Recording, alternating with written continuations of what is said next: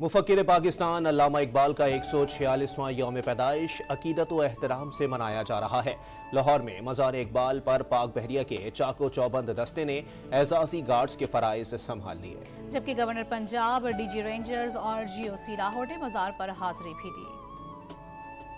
अल्लामा इकबाल के 146वें यौम पैदाइश पर गार्ड्स की तब्दीली की पुरवकार तकरीब मज़ार इकबाल पर हुई। पाक बहरिया के जवानों ने फराइज संभालने के बाद शायर मशरिक को सलामी पेश की।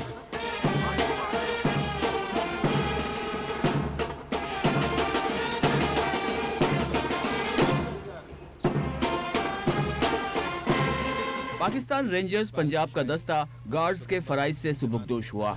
इस वक्त पाक रेंजर्स के जो दस्ते हैं वो अपनी पोजीशन से वापस अपनी प्लाटून्स में अपनी सफ़ों में शामिल हो जाएंगे। मेहमान खुसूसी station commander Lahore commodore Sajid Hussain ने नेवल चीफ की जानिब से मज़ार पर फूल चढ़ाए। और आज के मेहमान खुसूसी commodore Sajid Hussain, chief of the naval staff.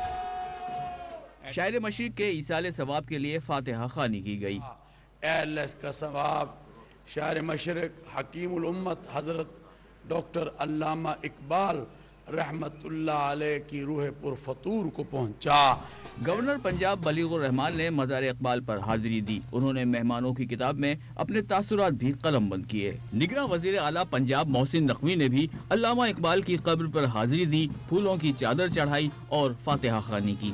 हजरत अल्लामा इकबाल के अफकार से रोशनी हासिल करने और उसके मुताबिक मुल्क, कौम और मिल्लत को चलाने की तौफीक अता